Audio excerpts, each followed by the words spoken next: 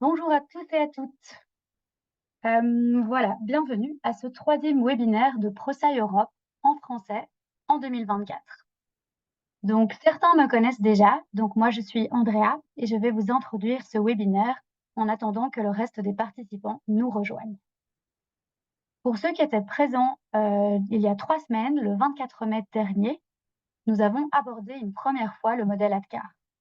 Mais cette fois en tant que cadre de référence pour organiser de manière concrète et en étapes un changement personnel. Ce modèle, mis au point par Jeff Hayat il y a plus de 20 ans, est devenu une référence en entreprise pour accompagner un changement individuel. Au fil des années, ce modèle est devenu une référence mondiale. Mais la question qui se pose est de savoir, au départ de ce modèle individuel, comment gérer un changement au sein de groupes de grande taille, voire d'organisations entières. Et cette transition nécessite en effet quelques explications. Évidemment, la réponse n'est pas aussi évidente que ça. Au départ de tout changement, il y a un projet.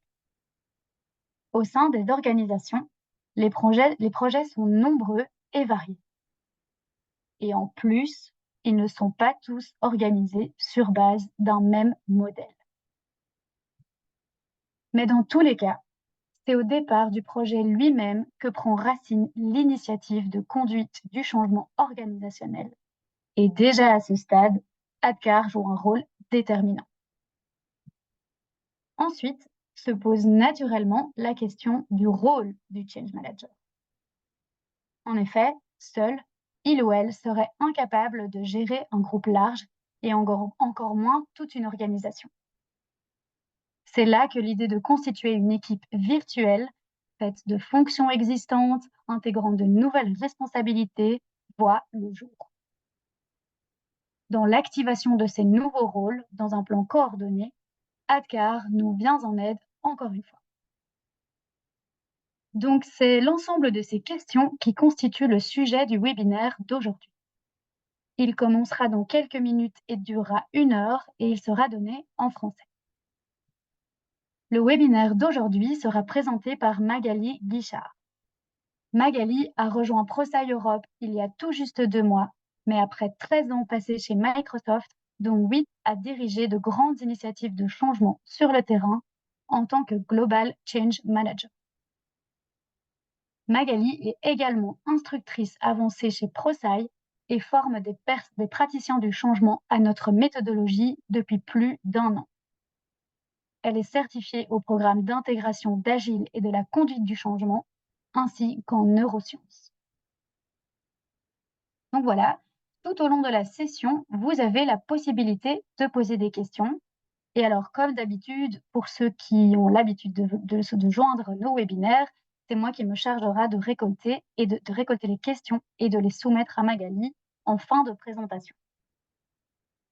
Voilà, je vois que les spectateurs continuent d'augmenter, donc bienvenue à celles et ceux qui viennent de nous rejoindre et qui essayent de suivre le fil. Donc le webinaire n'a pas encore commencé. Je vais rappeler quelques petits détails pratiques pour le bon déroulement du webinaire. Donc comme je le signalais à l'instant, vous pouvez poser vos questions tout au long de la session. Et alors pour ce faire, je vais vous demander d'utiliser l'icône Q&A, donc questions-réponses, en bas de la fenêtre Zoom, au milieu. Par contre, si vous avez des questions d'ordre technique, alors dans ce cas, je vous invite à utiliser le chat qui se trouve sur la droite de votre écran. Et alors, sur le chat, j'essaierai de vous répondre au mieux que possible. Durant le webinaire, nous allons également vous poser l'une ou l'autre question afin de connaître vos avis sur certains points. Pour ce faire, nous utilisons Poll Everywhere. Mais comment est-ce que cela fonctionne?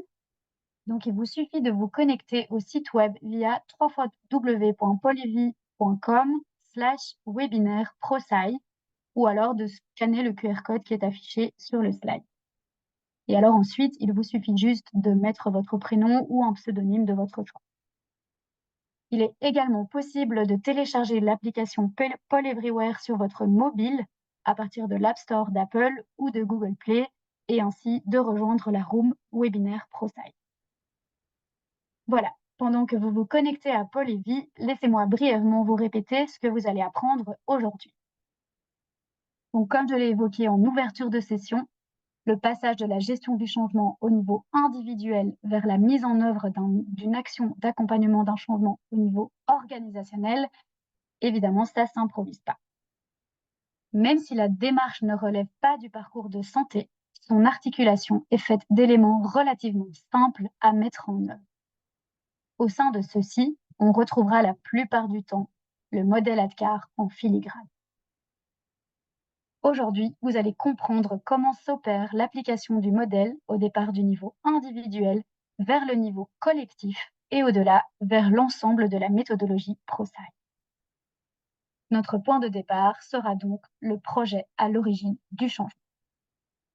Et voilà, voici la fin de mon introduction. J'espère que vous quitterez ce webinaire avec une très bonne compréhension claire du rôle de notre fidèle ADKAR et surtout comment est-ce qu'il peut accompagner une équipe aussi large soit-elle. Donc voilà, j'espère que vous pourrez l'utiliser déjà d'ici la semaine prochaine. Je vous souhaite à tous un excellent webinaire et Magali, la parole est à toi. Alors, bonjour à tous. Happy Friday, comme on dit. Écoutez, je suis ravie de passer cette heure avec vous pour parler de ce sujet hautement passionnant qui est l'ADKAR. Alors, j'essaye d'utiliser ma télécommande qui me fait faux bond. Donc, je vais devoir faire certainement à la main. Bon, tant pis. Voilà, c'est parti. Donc effectivement, comme l'a très bien dit Andrea, il y a 3 semaines, vous avez eu une introduction avec Claire au sujet de l'ADKAR.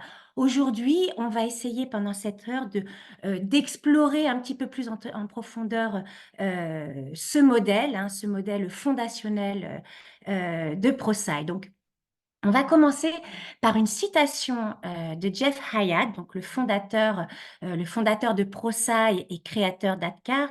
Donc, le secret d'un changement réussi se trouve au-delà des activités et occupations visibles qui entourent le changement. Effectivement, c'est pas nécessairement, le secret du changement se trouve pas nécessairement autour du bruit qu'on fait autour du changement. Le secret du changement à la base est ancré dans une question beaucoup plus simple, comment faciliter le changement pour un individu? Parce qu'effectivement, quand on parle d'ADKAR, on pense à l'individu. Et pour la petite histoire, donc Jeff Hayat qui a fondé ProSci, à la base était un ingénieur qui travaillait sur des projets de plus en moins grande envergure chez Bell, et il se posait la question de savoir pourquoi certains projets rencontrent du succès et pourquoi d'autres sont des échecs. Et il en est venu à cette conclusion. Et on arrive à l'ADKAR. Alors, qu'est-ce que c'est l'ADKAR en rappel? Donc, ADKAR, comme on l'a déjà dit avec Andrea, c'est un des modèles fondationnels de ProSci. Et ce modèle, tous les individus, vous, moi, on va devoir passer au travers, en fait, compléter chacune de ces étapes, chacun de ces éléments pour pouvoir adopter, embrasser le changement. Donc, les 5 éléments qui composent cet ADKAR sont le premier A, l'awareness, donc la sensibilisation, comprendre pourquoi on change, quel est le risque de ne pas changer, le desire, la volonté, donc là c'est la décision personnelle, qu'est-ce que j'y gagne moi à embrasser ce changement, le knowledge, donc c'est la connaissance, savoir comment, l'ability, donc là c'est la capacité, donc c'est d'un point de vue action, comment ça se passe dans la pratique concrètement, et le reinforcement, donc le renforcement, donc c'est comment est-ce qu'on s'assure qu'on continue à adopter le changement, parce qu'encore une fois, on n'est pas des robots et on va avoir tendance à revenir à nos anciennes habitudes si on ne continue pas à nous dire combien c'est important de s'accrocher et nous féliciter aussi pour le bon travail qu'on a fait. Donc, un changement individuel réussi peut être modélisé et répété. Donc ça, c'est aussi ce qui est merveilleux avec l'ADKAR. Et je vais commencer par vous poser une petite question. Donc, vous allez pouvoir tester. Oups, on a déjà des réponses, donc ça, c'est super. Comment est-ce que vous utilisez l'ADKAR de votre côté? Alors, j'ai l'impression qu'il y a une petite Je ne sais pas, Andrea, comment c'est au niveau de l'affichage, mais je ne vois pas tout, moi. Mais je vois, il me permet de guider chaque accompagnement du changement étape par étape. Pour le moment, nous ne l'utilisons pas, mais nous en étudions la possibilité. En tant que consultant en change management, bon, je ne vois pas toutes les réponses, mais ça me donne quelques idées. Ah, de manière systématique, super, pour savoir où se trouvent les groupes cibles, structurer le plan de change management, définir et séquencer les actions de conduite du changement. Donc, je vois que prévenir la résistance au changement, je vois que c'est quelque chose que vous utilisez déjà lors d'ateliers de sensibilisation à la conduite du changement. Pas encore, mais bientôt, juste après, j'en suis certaine, en interrogation, comment est-ce qu'on l'utilise? Il permet de structurer l'approche, exactement. Vérifier que les étapes sont franchies, absolument. Donc là, ça veut dire quoi? Joker, les trois. Évaluation de l'avancement des individus. On va l'adresser aujourd'hui. Sert de fil rouge pour accompagner le changement. Uniquement grand projet transversal. Super. Bon, bah c'est parfait. Je vois que vous êtes déjà, oui, savoir aussi quel est le bon moment pour les formations, sensibiliser, préparer le changement. C'est super. Donc, je vois que vous êtes déjà familier avec le concept. Donc, on va pouvoir commencer l'exploration des applications avancées. Alors, quand on parle d'applications avancées d'ADKAR, qu'est-ce que ça signifie? Donc, ce qu'on va regarder aujourd'hui, on va voir comment on planifie les jalons du projet, c'est-à-dire comment est-ce qu'on intègre nos activités ADKAR avec la gestion de projet, le cycle de vie du projet. Comment est-ce qu'on active les rôles clés? Parce que vous vous rendrez compte, vous le savez déjà, que la plupart du boulot, c'est plutôt d'autres personnes qui vont le faire pour vous. Donc, comment est-ce qu'on les active? Et comment est-ce qu'on les équipe, nos rôles clés pour être performants dans ce travail? On va également voir comment est-ce qu'on mesure, comment est-ce qu'on peut mesurer nos progrès, l'avancée, enfin l'ADKAR de nos groupes impactés. Et enfin, si vous survivez jusqu'à la fin de cette heure, il y aura un petit bonus puisqu'on va, on va aborder le concept de champ de force. Et puis vous verrez, tout au long de cette heure, je vous proposerai des exercices papier-crayon que vous pourrez appliquer, dans votre travail de tous les jours, dès aujourd'hui, je l'espère. Alors, une petite citation de Jeff Hyatt et Tim Creasy. Donc, Jeff Hyatt, le fondateur de ProSci, on en a parlé, et Tim Creasy, qui est notre Chief Innovation Officer, donc qui est très actif d'ailleurs sur LinkedIn, donc je vous invite à le suivre. Et c'est tiré de leur livre « Change Management, the People Side of Change ». Les résultats et les conséquences des changements sur le lieu de travail sont intrinsèquement et inextricablement liés aux collaborateurs qui travaillent différents. Donc là, déjà, on fait la connexion entre le changement au niveau de l'organisation et les changements individuels. Parce qu'il y a une chose qui est certaine, ce ne sont pas les organisations qui changent, ce sont les individus. Et donc, le changement organisationnel nécessite le changement individuel. Donc ça, c'est un des grands principes du changement à garder en tête. Donc, on sait que les changements organisationnels donc, nécessitent le changement individuel. Et c'est pour ça que vous voyez, là, l'ADKAR se trouve au milieu, au centre de notre méthodologie en 3 phases. Donc, la personne là, qui est au milieu de cette étoile, bah, c'est l'individu. L'individu qu'on va supporter pour parcourir, pour traverser son voyage au cœur de l'ADKAR. Donc, le modèle ADKAR définit le succès du changement à l'échelle. Alors, ça veut dire quoi? Ça veut dire que, comme le modèle est merveilleux, on peut l'utiliser pour une seule personne, mais également pour 5 personnes, 20 personnes et même pour des plus grands groupes, parce que parfois vous allez être amené à travailler sur des projets de plusieurs milliers d'individus, où là vous devrez identifier donc des groupes représentatifs qui vous permettront donc d'accompagner les individus. Donc, notre première application avancée sera de voir comment planifier les étapes du projet.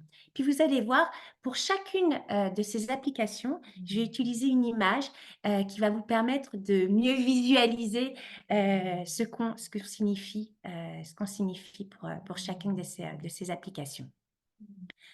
Donc, le changement ne se fait pas d'un coup. Donc là, vous avez des interrupteurs, hein, des plombs. Donc, qu'est-ce qu'on veut dire ici? C'est que le changement, c'est pas un événement, c'est un process. Il ne suffit pas d'activer un interrupteur pour que le changement se fasse. Et ça, c'est une des grosses erreurs que font parfois nos senior leaders, c'est de penser que une fois que le changement sera lancé, les individus suivront quoi qu'il arrive. Donc, ce qu'on va faire, c'est s'assurer que on aligne nos jalons ADKAR, nos activités ADKAR avec notre projet. Donc là, ce que vous voyez, c'est finalement les grandes étapes d'un projet, d'accord? Donc le kick-off, hein, le lancement, la mise en œuvre qui va être le go live et ensuite le résultat. Donc le résultat ici, qu'est-ce que ça signifie? C'est le moment où vous voulez, réaliser les bénéfices de votre projet, ce que vous avez prévu pour votre projet. Donc, il y a une chose dont vous êtes certain en général, hein, vous connaissez votre date de kick-off, mais il y a une date que vous connaissez surtout, c'est la date de go live. Et ce que vous voulez au moment du go live, c'est que les gens soient à peu près autonomes, qu'ils sachent quoi faire. Donc, ça veut dire que votre ability, votre capacité, vous allez la synchroniser avec votre go live. Alors, attention, ce qu'on veut aussi dire ici, c'est que toutes les activités qui sont liées à l'ability, elles devront être complétées au moment du go live. D'accord? Et donc, une fois que vous avez fait, parce que vous voulez encore une fois que tout le monde soit à peu près autonome. Au moment du go live. Donc, ça ne veut pas dire que vous n'allez pas continuer à les supporter après pendant la phase de reinforcement, mais en tout cas, vous voulez qu'ils aient toutes les capacités nécessaires. Et donc, une fois que vous avez pu identifier la date à laquelle vous allez terminer toutes vos activités d'Ability, ben vous allez pouvoir, en revenant en arrière, voir quand est-ce que vous voulez terminer vos dates de connaissances pour tous les trainings, quand est-ce que vous aurez terminé les activités liées au désir, et enfin, quand est-ce que vous aurez terminé toutes les activités liées à l'awareness. OK? Et on veut travailler comme ça pour éviter la malheureuse réalité que vous voyez là ci-dessous, qui arrive très souvent, c'est-à-dire qu'on a un changement, on prévient le lundi, le mardi, on envoie tout le monde en training et le mercredi, on a le go live. Et c'est la catastrophe. Et voilà ce qu'on veut éviter. Donc, si on veut rentrer un petit peu plus dans le détail, donc là, on a le cas d'un projet séquentiel, donc vous voyez, avec les différentes phases, hein, encore une fois, du projet, et les jalons ADKAR. Encore une fois, lorsque vous voyez le jalon, ça veut dire que c'est le moment où vous avez terminé les activités liées à cet élément. Et pour un changement itératif, c'est un petit peu différent puisque vous allez avoir toujours ces activités d'awareness et de desire, hein, de sensibilisation et de désir, de volonté, et ces activités de renforcement qui sont, donc on va dire, au niveau du projet. Et en revanche, vous allez répéter les activités liées à la connaissance et à la capacité pour chacune des itérations. Et vous voyez qu'à chaque fois, on est bien d'accord, c'est le A, donc le A d'ability, hein, qui est synchronisé avec le go live de chaque itération. Il ne faut pas se tromper de A, on n'est pas sur l'awareness. Et encore une fois, et c'est ce qui est merveilleux avec Adcar, c'est que vous pouvez l'intégrer avec tout un tas de types de project management. Donc, ça va être pour du séquentiel, hein, comme ce qu'on vient de voir, du waterfall. Vous pouvez l'utiliser pour de l'itératif. Vous pouvez l'utiliser pour un changement participatif, pour un PDCA, donc le fameux Plan, Do, Check, Act. Euh, pour du programme management également, pour du Lean, en Six Sigma et pour des projets émergents.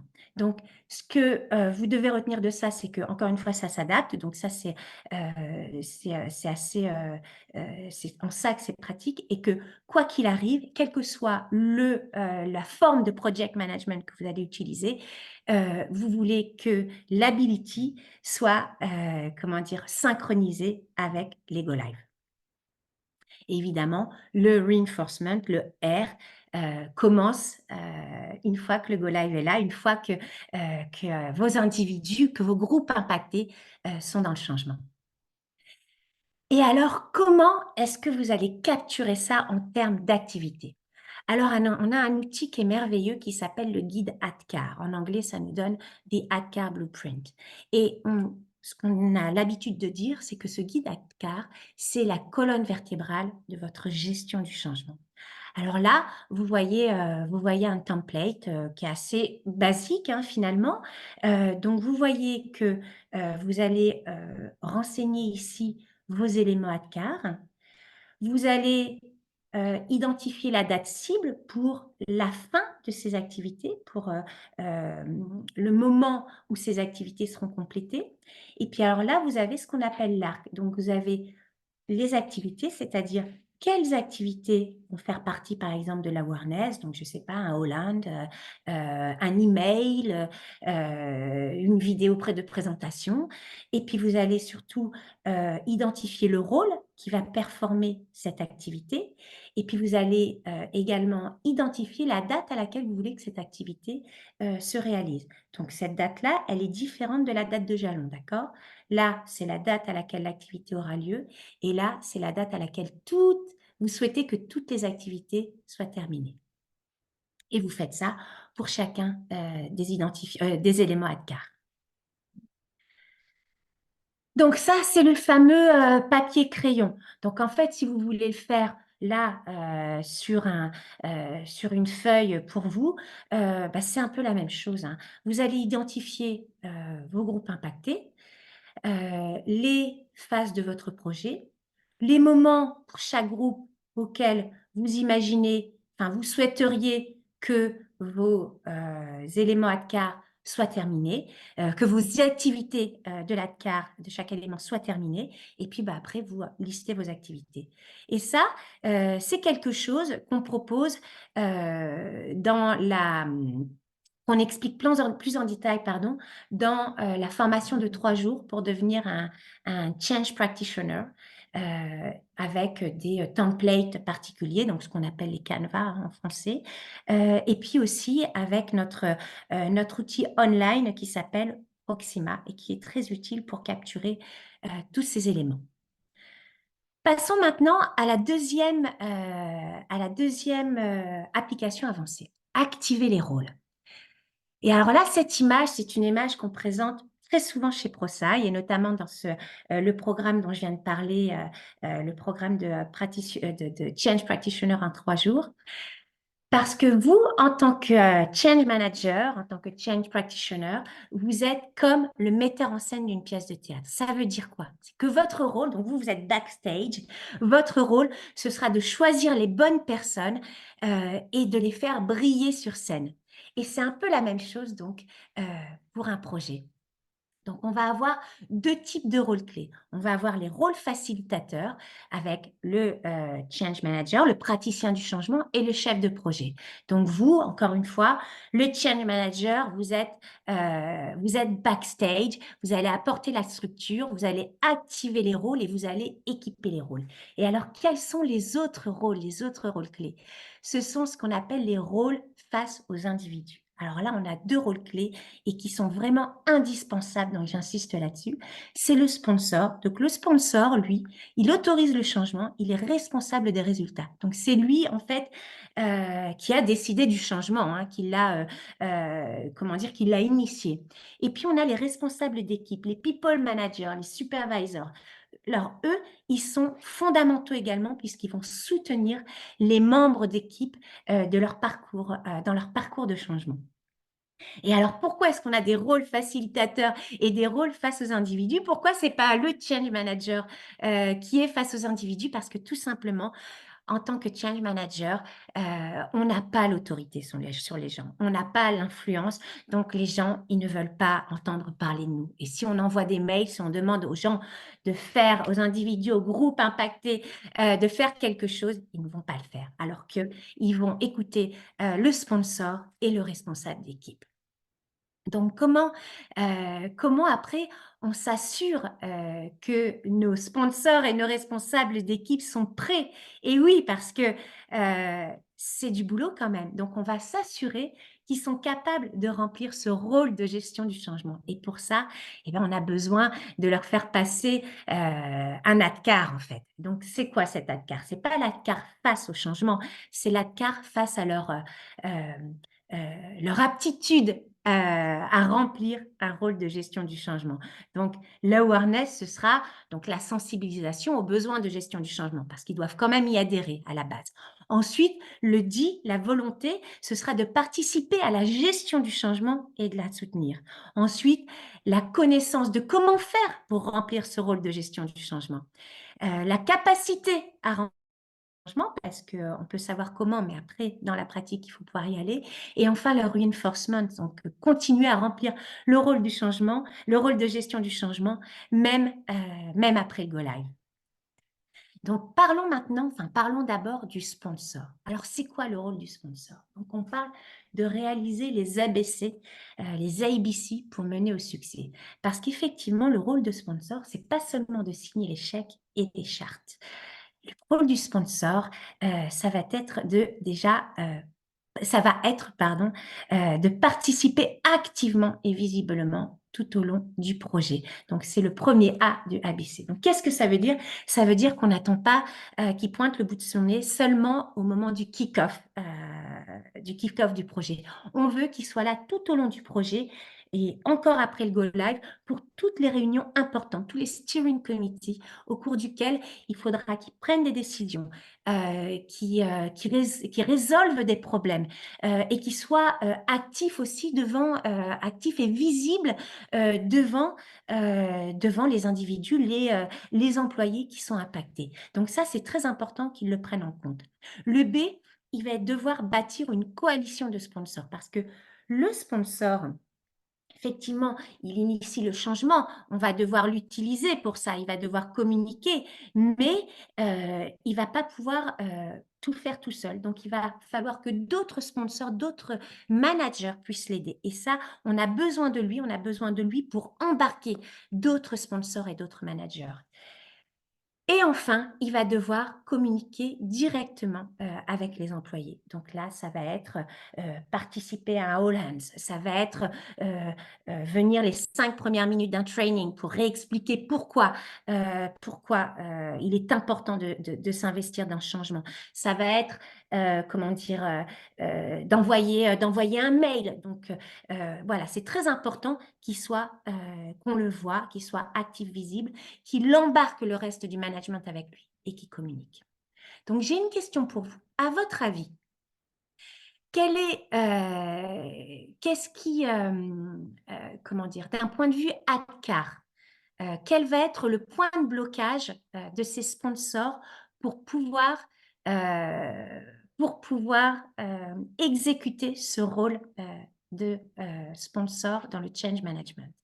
Est-ce que c'est plutôt voilà, l'awareness, la volonté, la connaissance?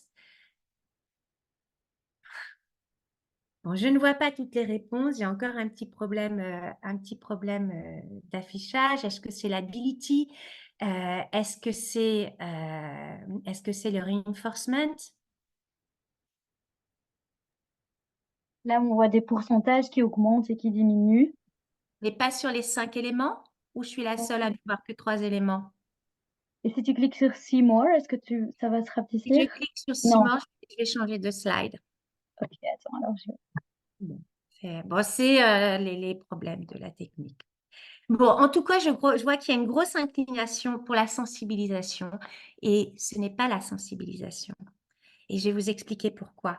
En fait, c'est le knowledge, leur point de blocage. Pourquoi? Parce que en fait, l'awareness, la sensibilisation, ils l'ont. Ils savent pourquoi ils doivent changer, d'accord?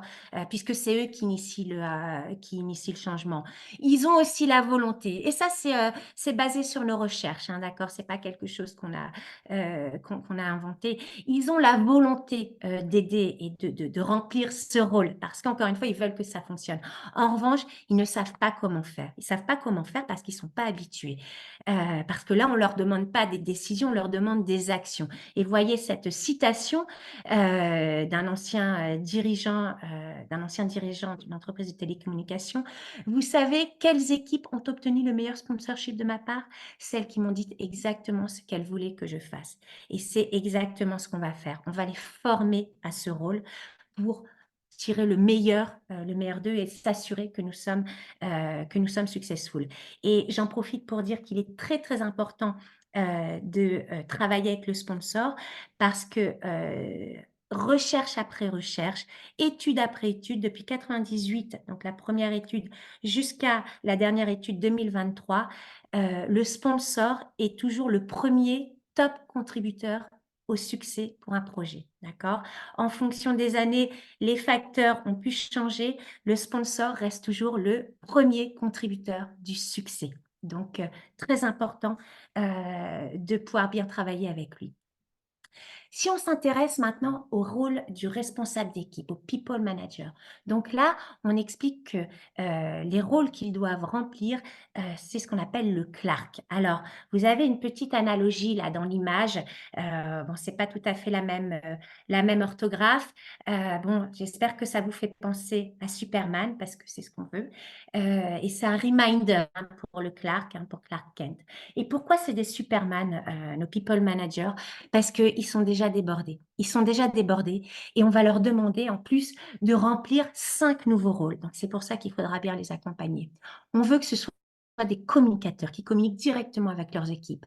On veut qu'ils aient un rôle de liaison. Et quand on parle de liaison, c'est un rôle de feedback, d'accord? Donc, on a besoin qu'ils nous fassent le lien entre leurs équipes et nous, et les équipes projets, parce que pour nous, ça n'a pas de prix. Ils sont en ligne directe avec les employés impactés. Ils sont eux-mêmes impactés par le changement.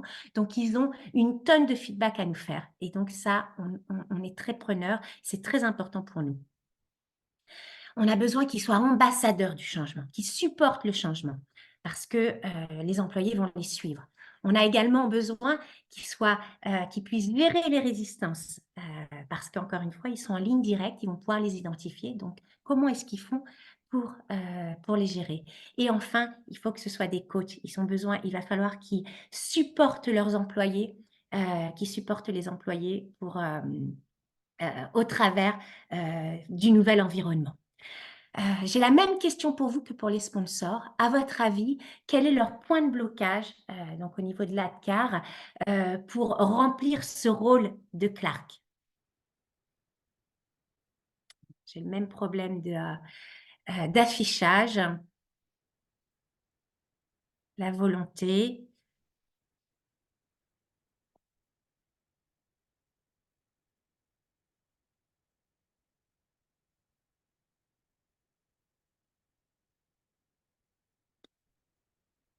Voilà. Bon, j'arrive pas à voir.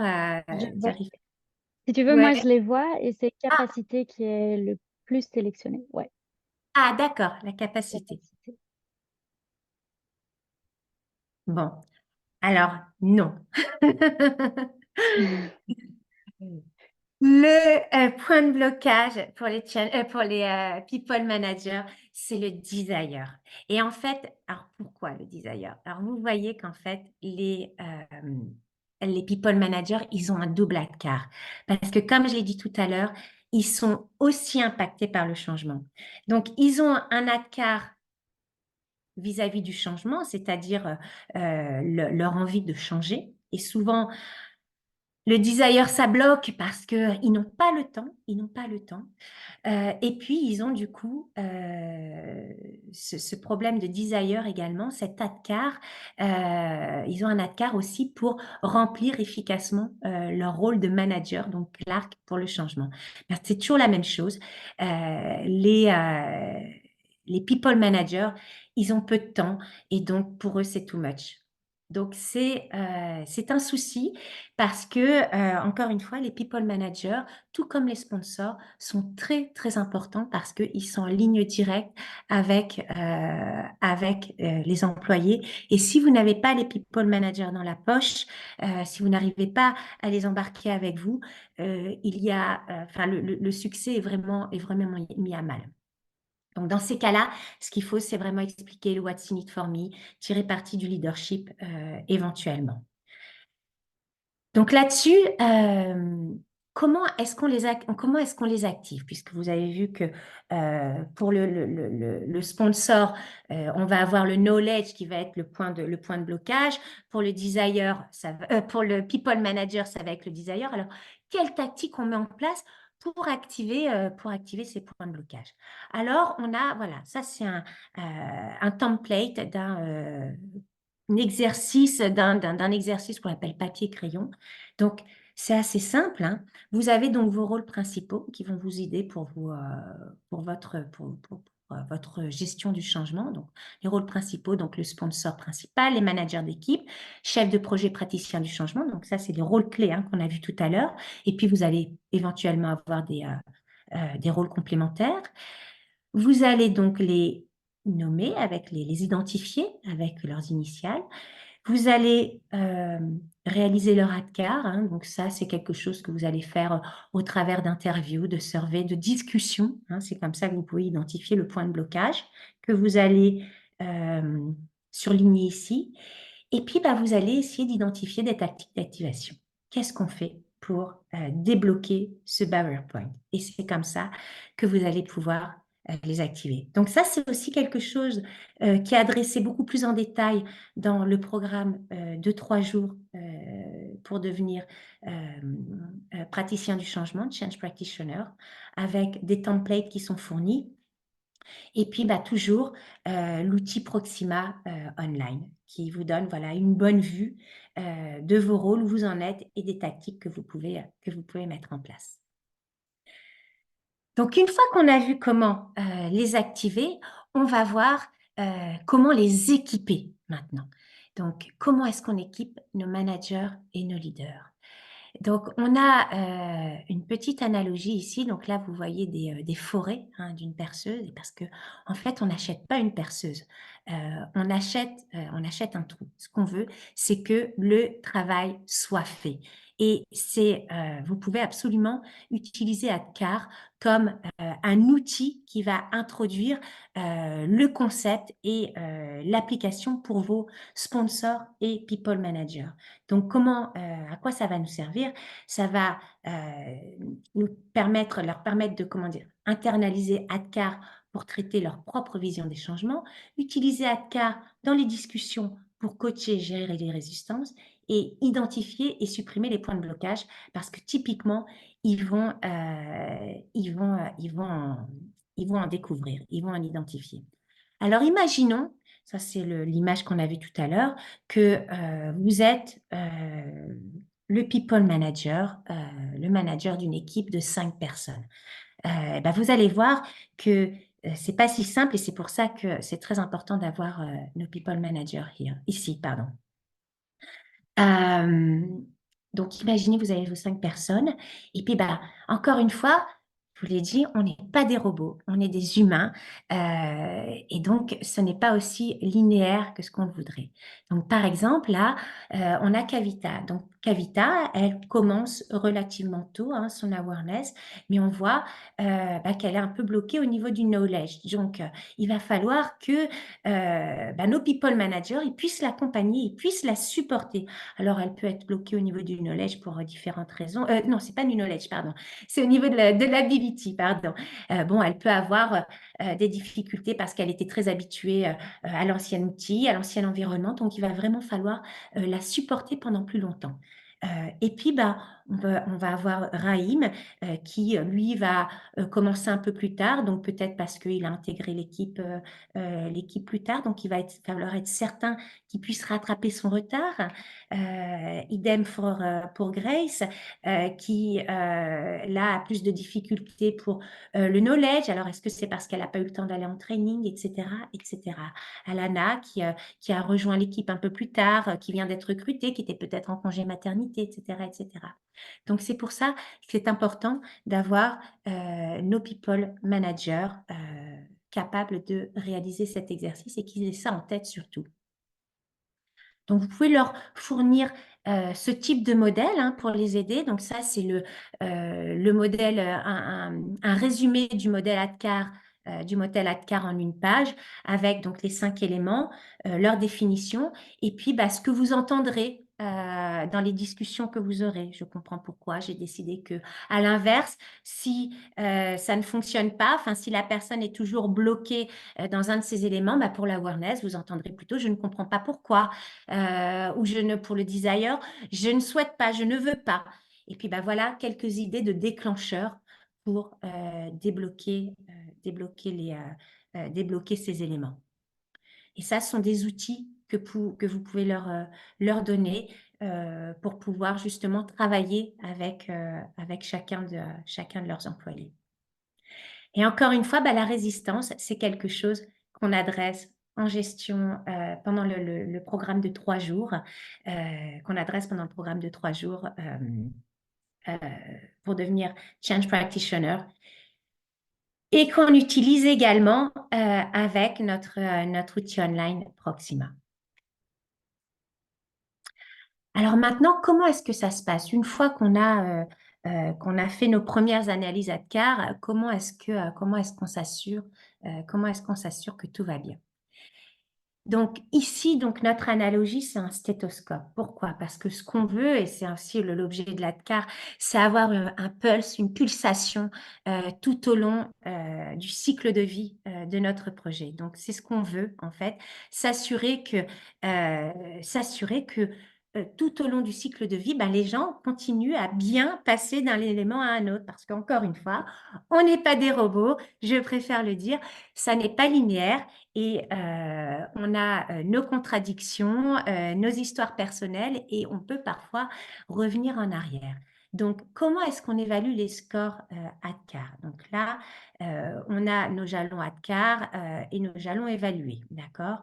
Donc, une fois qu'on aura terminé les activités de awareness, de sensibilisation et de desire, ce qu'on veut surtout, excusez-moi, une fois qu'on aura terminé surtout l'ability, et peut-être au moment du desire, on va s'assurer que tout le monde a cette ability, et on mesurera un petit peu de desire, parce que, comment dire, dans l'awareness, parfois, l'awareness parfois peut susciter de la volonté du desire. Une fois qu'on aura complété toutes nos activités de awareness et de desire, de sensibilisation et de volonté, et juste avant le knowledge, on recontrôlera le statut du A et du D, d'accord? Pour être sûr que les gens sont prêts pour le knowledge. Parce que si on n'a pas ces deux-là, on risque de pas être performant, de pas intégrer le comment, parce que tout simplement, on n'aura pas compris le pourquoi et on n'aura pas envie.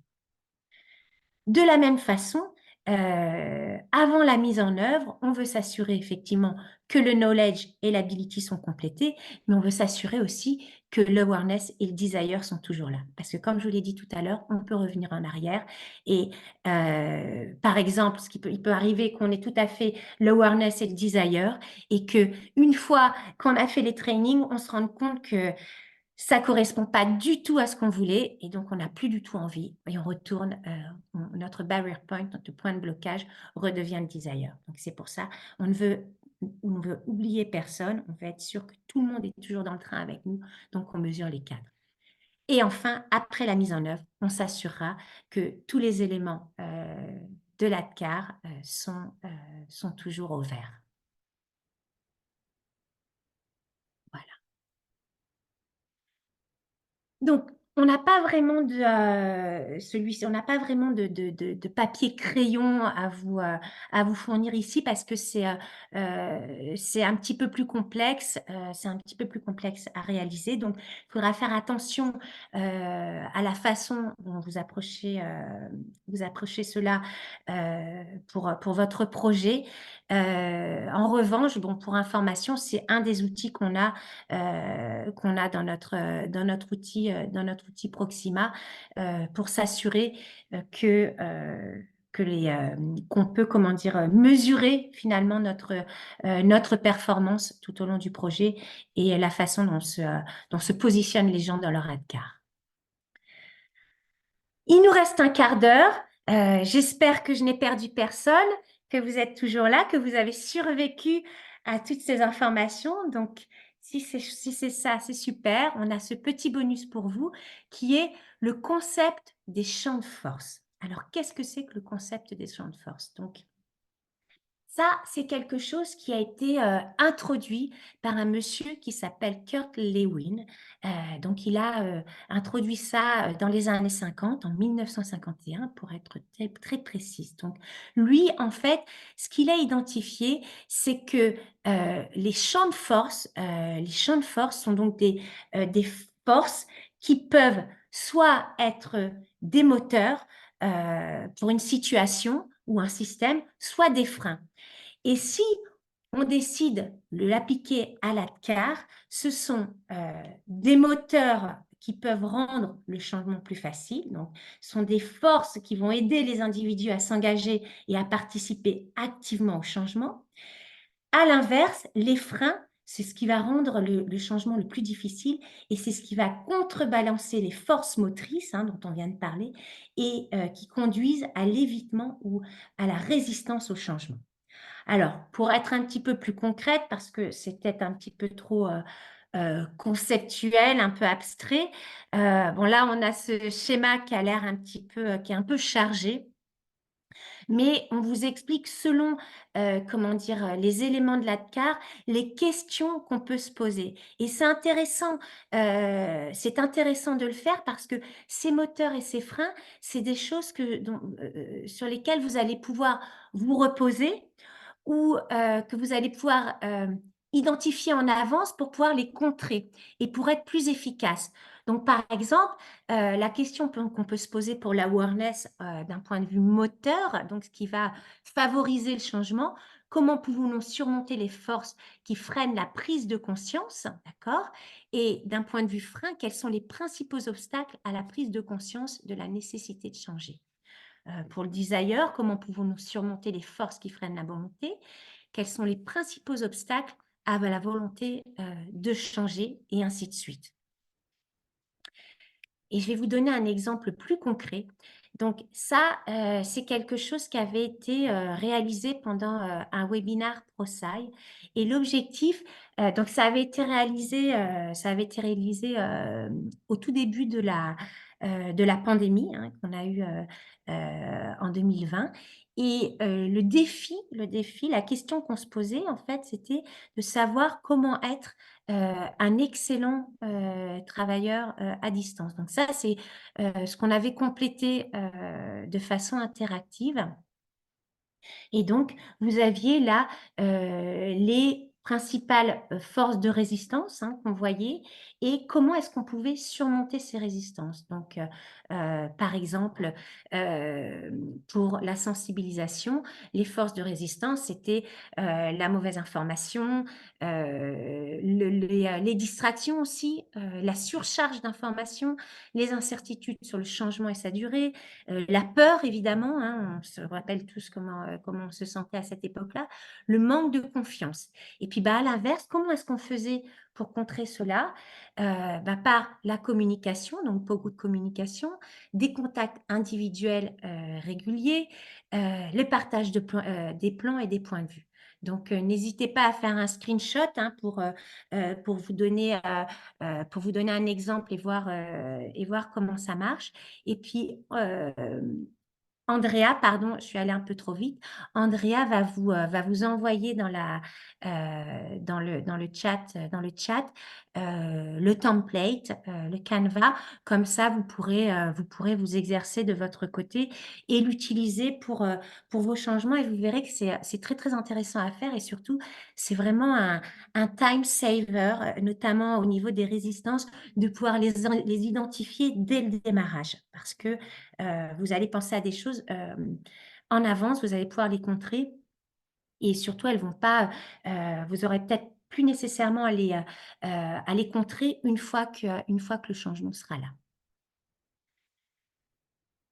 Donc on arrive à la fin de ces webinaires.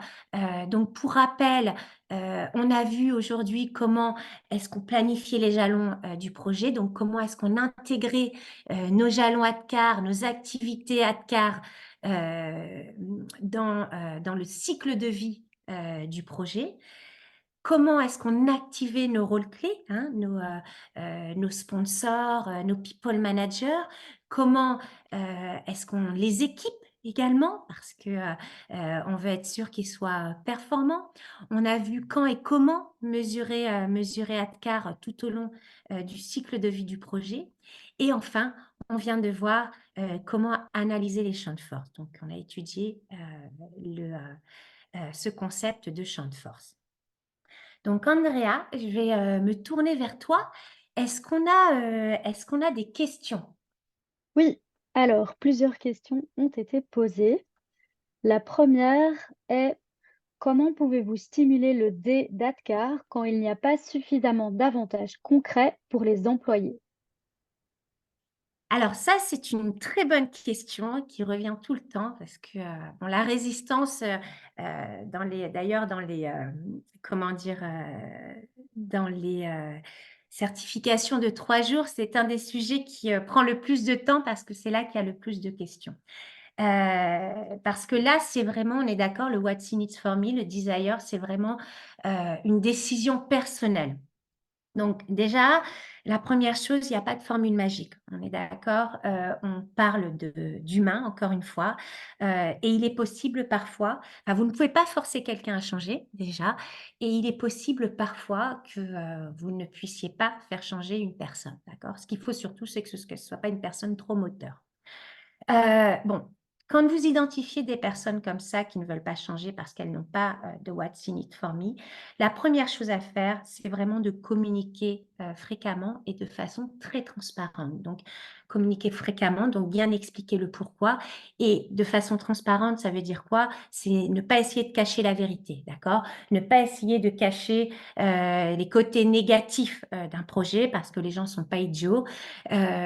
Donc faut juste être, avoir une relation mature avec eux. On n'est pas avec des enfants, on n'est pas non plus dans le monde de oui, donc il faut dire la vérité. Voilà. Et rien que le fait de dire la vérité, souvent ça peut débloquer.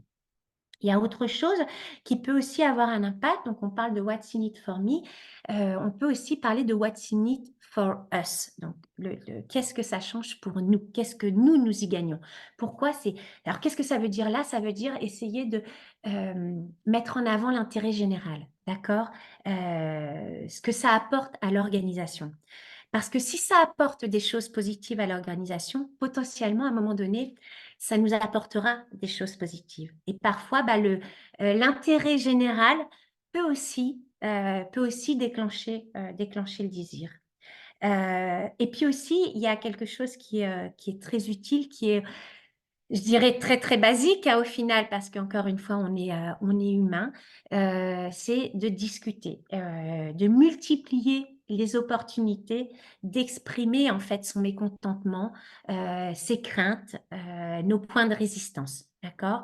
Donc, discuter avec les gens et accueillir en fait ces feedbacks parce que ça reste des feedbacks et parfois donc ces personnes donc qui n'ont pas de What's in it for me et qui ont pu exprimer leurs désaccords, leurs craintes, peuvent devenir après vos plus grands alliés parce que, encore une fois, on a pu convertir ce What's in it for me en What's in it for us. Donc ne pas hésiter à discuter. Merci Heu, beaucoup je t'en pour prie. cette réponse. On a encore pas mal de questions, donc je vais encore t'en poser 2. Comment faire quand le sponsor n'a pas le temps de remplir son ABC? Alors, ça aussi, c'est très, très fréquent parce que, bah, nos sponsors, ils sont, toujours, très, très occupés. Ils sont très occupés. Donc, alors il y a déjà une chose, vous vous souvenez, de l'ABC, actif et visible, build coalition, donc construire une coalition et le C, donc communiquer. Donc là, moi, je vais rester sur, la coalition. Donc c'est important vraiment de construire cette coalition. Comme ça, le sponsor va pouvoir aussi, s'appuyer sur d'autres sponsors, d'autres, leaders qui ont une grande influence sur les utilisateurs. Il y a une autre chose aussi, moi que je faisais, souvent, pour leur faciliter la tâche, c'était de tout préparer à leur place. Donc préparer les coms, préparer les scripts, préparer les speeches pour qu'ils aient le moins de choses à faire, d'accord? Qu'ils aient quasiment qu'à appuyer sur le bouton send, de leur, mailbox et il y a quelque chose qu'on leur dit, que moi je pouvais leur dire et que vous pouvez aussi leur dire qui est très simple, c'est: je vais vous préparer un plan d'action qui vous aidera à bien faire le job, hein, à bien remplir ce job d'ABC et en vous prenant le moins de temps possible. Ça fait plutôt mouche et c'est vraiment ce qu'ils attendent. Vous vous souvenez la citation, là où j'ai été le plus efficace, c'est quand on me disait exactement ce que j'avais à faire. Et ben, c'est comme ça, être super spécifique et enfin, rendre le changement plus facile pour eux. Et puis l'autre chose aussi, quand ils sont très occupés, c'est vraiment les activer, les utiliser seulement pour les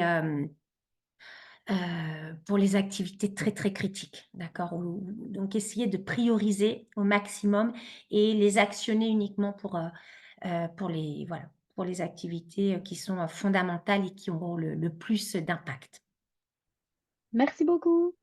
Et alors une dernière question serait: comment engager les people managers? Alors, c'est aussi une bonne question. Je vous remercie pour cette question. On en a parlé brièvement. Les people managers, nos superman qui ont tellement, tellement à faire, à qui on demande tellement dans ce rôle ce rôle de l'idée de mener le changement. Bah alors, là, il faut, effectivement, c'est pas simple, hein, d'actionner ce désir, hein, parce que si on remet les lunettes Adcar, vous vous souvenez, leur Adcar au niveau de, leur façon de remplir leur rôle de Clark, c'est vraiment le blocking point, le barrier point, le point de blocage, c'est vraiment le désir. Donc, qui dit désir dit what's in it for me. Donc, ne pas hésiter à essayer de trouver quel serait le what's in it pour eux, ce qu'ils auraient à y gagner. La plupart du temps, le what's in it for me pour les people managers, c'est de gagner du temps, d'avoir plus de temps pour faire ce qu'ils ont à faire, pour les choses importantes. Donc, je dirais que c'est pour ça que le Clark est important. Parce que s'ils communiquent bien avec leurs équipes, bah, les équipes les suivront parce que typiquement, en général, quand notre manager nous demande quelque chose, on le fait.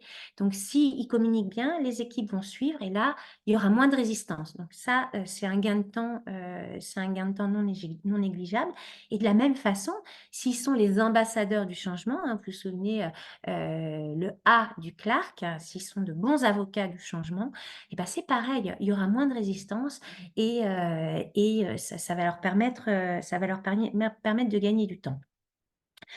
Il y a une autre chose qui est très importante, j'ai essayé d'aller faire vite parce qu'il ne nous reste plus beaucoup de temps, c'est que, il y a une erreur qui est souvent commise, c'est que le big boss, hein, le sponsor, le CEO, le primary sponsor, il va organiser un All Hands où il va parler, il va annoncer le changement, mais il va annoncer à tout le monde en même temps, d'accord? Les employés, les VP et puis les people managers. Et ça, c'est une très, très mauvaise idée parce que les people managers, c'est important de les mettre dans la boucle avant. Je l'ai déjà dit, ils font la liaison, ils apportent beaucoup de feedback. Donc, il faut absolument, comment dire, les mettre dans la boucle le plus tôt possible et leur rendre leur rôle de manager, après tout, leur rôle de manager, ce sera à eux de parler avec leurs employés. Donc, les mettre dans la boucle le plus tôt possible et entre managers, d'accord? Ne pas leur annoncer le changement au même moment que le reste de l'entreprise. Ça, c'est assez basique, mais on a quand même ce type d'erreur.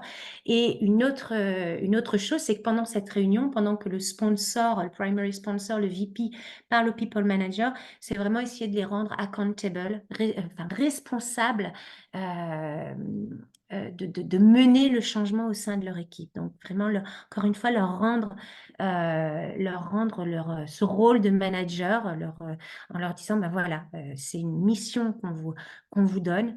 Et ça, ce sont des choses qui peuvent aider pour engager les managers. Mais vraiment, les engager le plus tôt possible et créer une communauté de people managers avec qui vous discutez régulièrement, qui donnent le feedback et qui peuvent, comment dire, partager leurs contraintes aussi, parce que ils ont des contraintes, hein, ces people managers, et ils ont besoin qu'on les comprenne. Et on est là pour les comprendre, pour que ça se passe au mieux. Voilà. Parfait. Merci beaucoup pour cette réponse complète. Et voilà, je vais clôturer ce webinaire en te remerciant, Magali, et en vous remerciant à tous et à toutes pour avoir participé. J'ai reçu énormément de questions, donc je vais prendre un peu de temps pour bien les mettre au clair et les envoyer à Magali, et l'équipe reviendra vers vous personnellement par email. J'ai aussi une petite question à vous poser. Elle va s'afficher maintenant sur l'écran. Voilà, si vous pouviez y répondre. J'ai également reçu des questions venant d'un spectateur anonyme. Donc évidemment, je ne pourrais pas revenir vers cette personne si je n'ai pas son nom ou son adresse email. Mais voilà, donc je profite d'afficher le formulaire maintenant sur votre écran pour continuer un peu ma conclusion. Donc l'enregistrement et les diapositives de ce webinaire seront disponibles sur notre site plus ou moins au début de la semaine prochaine. Et vous recevrez également un mail avec les liens directs de ces deux éléments. Le handout sera également, enfin le Canva sera également disponible pour vous. Vous pouvez bien sûr les partager avec tous vos collègues s'ils sont intéressés. Voilà, si vous souhaitez être tenu au courant de nos programmes de formation, publications, webinaires, blogs, vous pouvez toujours vous enregistrer sur la page d'accueil de notre site ou alors nous suivre sur LinkedIn. Les dates de nos prochains webinaires seront prochainement publiées sur notre site. Et voilà, il ne me reste plus qu'à vous souhaiter un très bon week-end et une très belle fin de journée. Merci à tous. Merci à tous, merci Andrea et bon week-end également. Oui, bon week-end. Au revoir.